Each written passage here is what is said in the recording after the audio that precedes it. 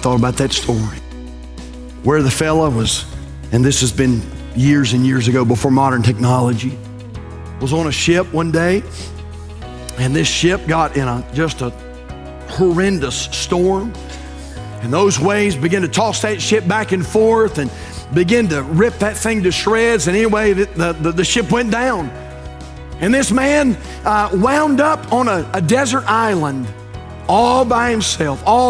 No one else survived. He was the only survivor of this shipwreck.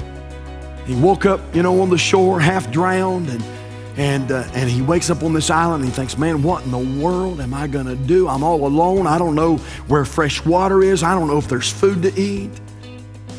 And he's thinking, God, I don't understand this. Why would you let this happen? And so he just goes into survival mode and he says, well, I better do something. So stuff starts washing up on the shore, debris and wood from the boat and all kind of things. And he just starts getting everything he can, starts building, a little shelter, a little lean-to, try to get out of the weather. And finally gets this little lean-to built up, and he's sort of proud of it. And he thinks, man, I did this out of nothing, and it's pretty nice. And then he says this, he said, I better go somewhere and see if I can find me some water and see if I can find some food. And so he begins to go across the island, scavenge for food and maybe some fruit or some fresh water. And a little bit later on, he looks back toward his camp and he sees this black billowing smoke coming up from where his campsite was. And he thought, oh no. Man, he dropped everything he had and he ran back to the campsite just as fast as he could.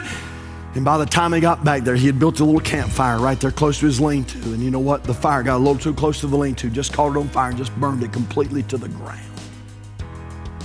And that man got mad at God. And he said, God, that's not right.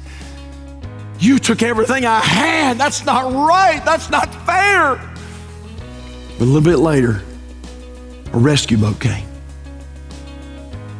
And they picked him up and he said, man, how in the world did you know I was here? And they said, we saw your smoke signals. He said, do what? They said, we saw your smoke signals. Well, it wasn't his smoke signals, it was God's smoke signals. That's what it was. You know what, church? A lot of times things like that happen in our life, don't they?